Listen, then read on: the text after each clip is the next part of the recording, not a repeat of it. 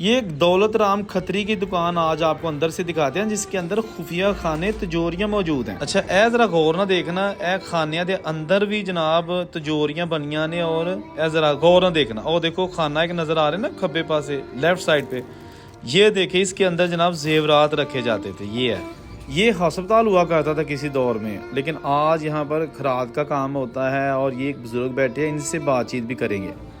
एक सुनियारे की दुकान आ गई ਜਿਹੜੀ कि बिल्कुल बर्बाद हो चुकी है, ना ਇਹਦੀਆਂ छत्तां ते ना ਇਹਦੇ दरवाजे। ये आपको अंदर से मुकम्मल इसका भी विजिट कराते हैं। ये इस बाज़ार के चौक में खत्रियों के हाथ का लगाया हुआ कुआं, जहाँ पर हर धर्म का इंसान पानी पी सकता था, आज भी अपनी असली हालत में मौजूद है। इसके बारे में भी आपको मुकम्मल आगाह करते हैं।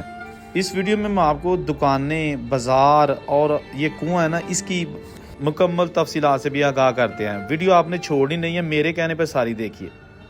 अस्सलाम वालेकुम, मैं औरंगज़ेब बेग इस वक्त मौजूद हूँ किला सूबा सिंह का पुराना बाज़ार, और ये है वहाँ पर खत्रियों के हाथ का लगाया हुआ कुआं जो आज भी मौजूद है। इसके अंदर पानी भी है। किला सूबा सिंह का मौजूदा नाम किला अहमदाबाद है, इसका नाम चेंज कर दिया गया है। इस वीडियो में हम आपको दिखाएंगे ये कुआं भी, और साथ ये पुराना बाज़ार जहाँ पर अमीर तरीन खत्री कारोबार करते थे, और 1947 के पार्टीशन को हमेशा के लिए भी इंडिया चले गए, तो उनकी निशानियाँ आज भी मौजूद हैं। बहुत सारी दुकानें नई बन चुकी हैं, लेकिन पुरानी दुकानें आज भी मौजूद हैं। उनके विजिट कराते हैं। अंदर खुफिया खाने, तिजोरियाँ जो पैसा या जेवरात संभालने के लिए बनाई गई थी, सारा कुछ इस वीडियो में मिलेगा। वीडियो के साथ जुड़े रहिए और चैनल जरूर सब्सक्राइब कर लीजिएगा। अच्छा, ये आ गया किला सूबा सिंह का पुराना बाज़ार। मैं किला सूबा सिंह इसलिए इसको कह रहा हूँ कि इसकी असल पहचान जो है ना 1947 से पहले या उसके बाद वो किला सूबा सिंह के नाम से ही थी, गो कि इसका नाम अब किला अहमदाबाद है।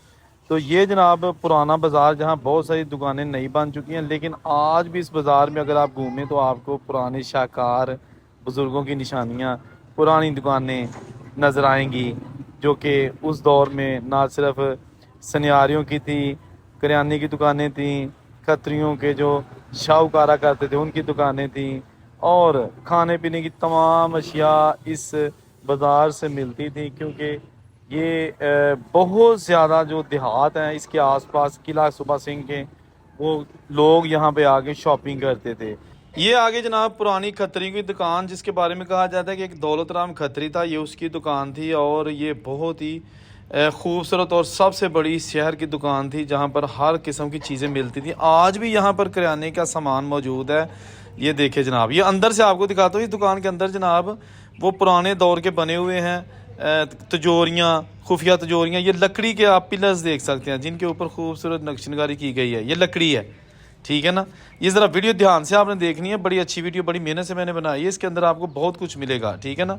अच्छा, अब हम इस अंदर के मनाजर आपको दिखा तो रहे हैं ना, लेकिन अभी आपको जो असल चीज़ दिखाने वाली है कि इन दीवारों के अंदर जो खुफिया खाने बनाए गए थे वो दिखाऊंगा। लेकिन ये लकड़ी का जो ना दरवाज़ा जो बना हुआ है, इसके साथ साथ देखिए जगह जगह ये खाने हैं, ठीक है ना, जिनके अंदर तिजोरियाँ हैं। ये तो जस्ट एक खाना आपको नज़र आ रहा है ना, जिसके अंदर भी तिजोरियाँ हैं, वो मैं आपको जूम करके आगे जाके दिखाता हूँ। पहले ये दिखा दूँ कि ये छोटी ईंट से बनाई हुई दुकान दोस्तों, आय हाय हाय कितने गए लोग दोस्तों।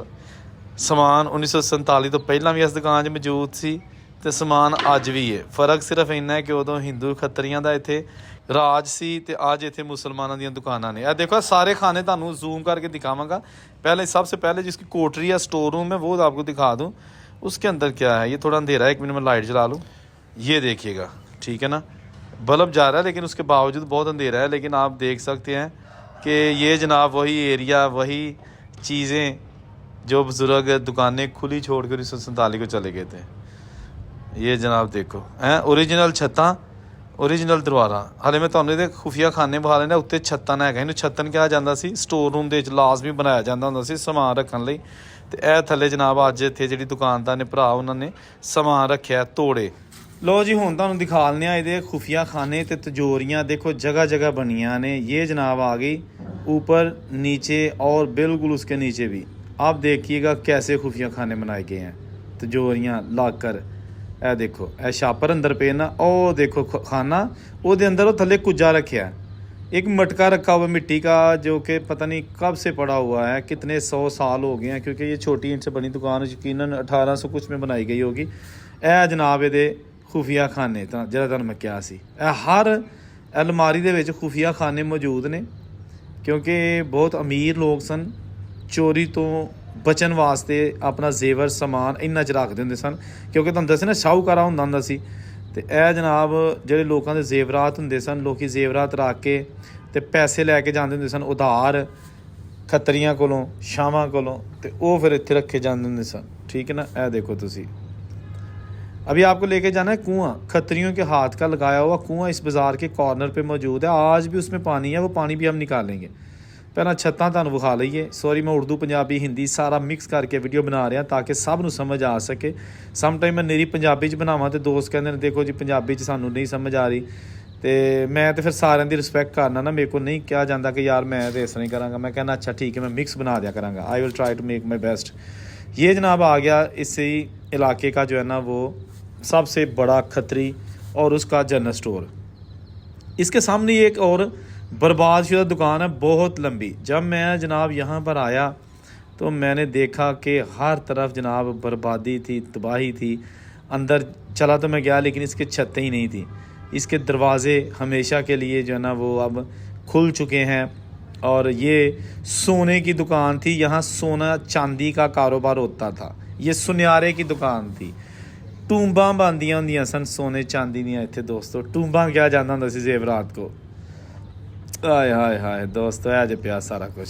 ये एक और दुकान जनाब देख सकते हैं, ये भी खंडर बन चुकी है, छोटी ईंट से बनी। किला बहुत पुराना शहर है। यहाँ पर जनाब हिंदुओं की मंडियाँ हुआ करती थी जो कि चमड़े का कारोबार बहुत ज़्यादा होता था, तांबे के बर्तनों का कारोबार बहुत ज़्यादा था। आगे चलते हैं कुएं की तरफ। इधर चाचा जी खूह है कैसी एक? अच्छा अच्छा अच्छा ठीक है।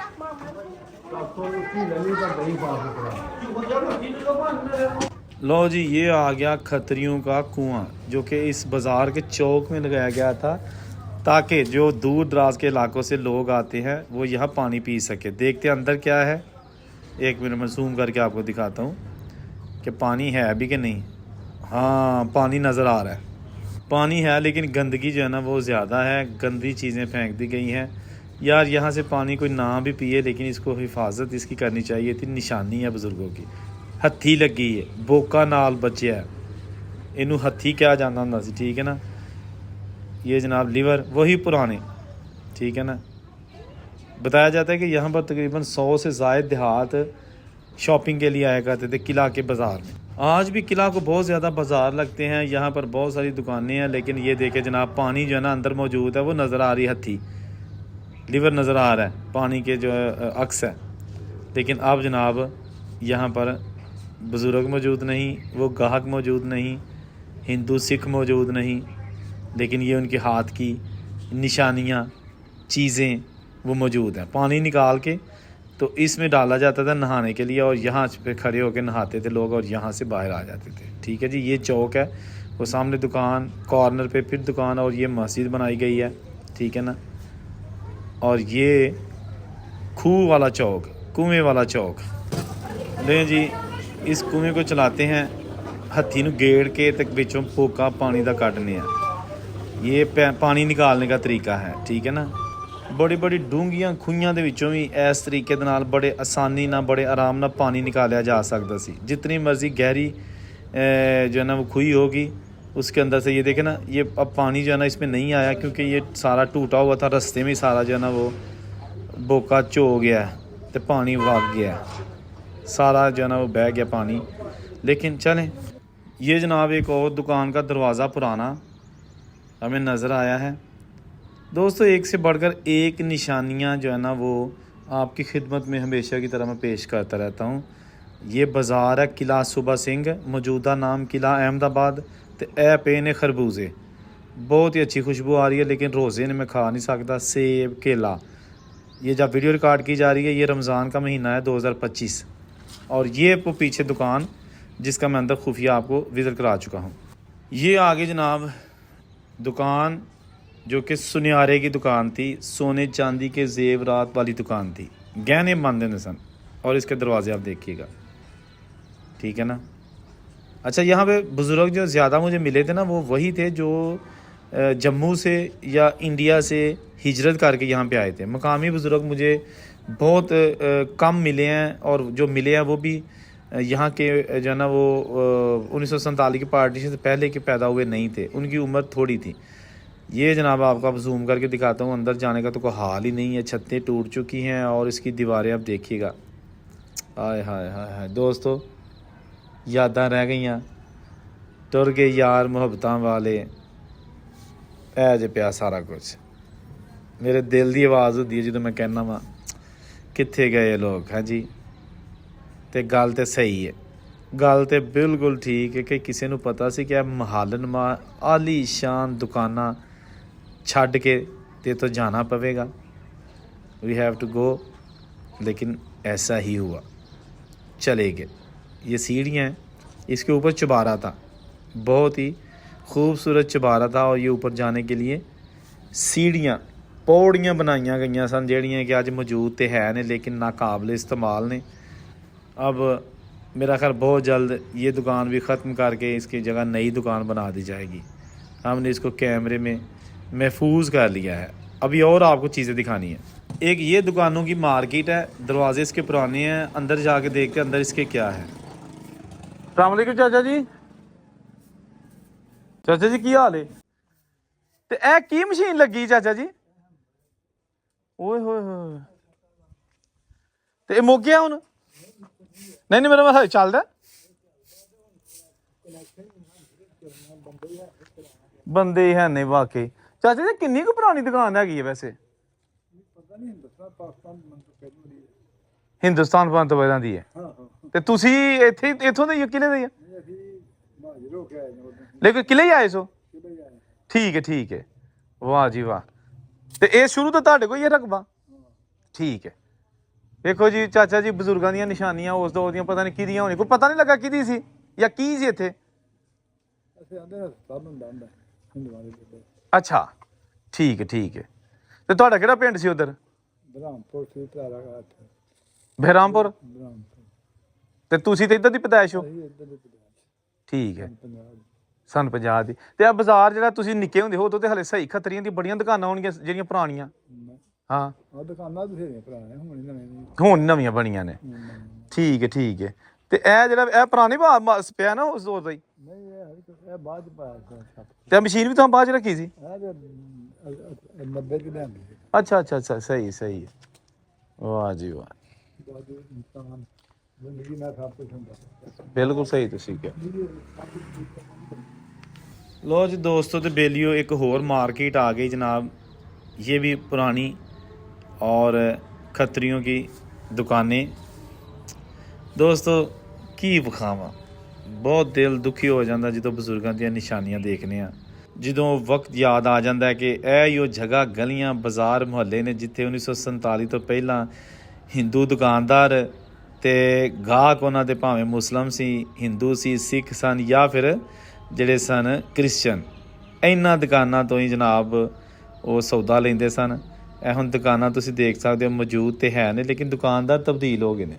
दुकानदार अब वो नहीं है, छतें वही हैं जो उस दौर ते तरखाना ने, मिस्त्रियाँ ने, राज मिस्त्री उन्होंने चीज़ां बनाइया ने। अच्छा ये जनाब कुंडा है, इसका आज भी काबिल इस्तेमाल है, ठीक है ना। ये कुंडा मोस्टली बल्कि 100% जो पुरानी दुकानें थी उनके कुंडे इसी तरह के थे, बस बल्कि बाज़ घरों के भी ऐसे कुंडे थे।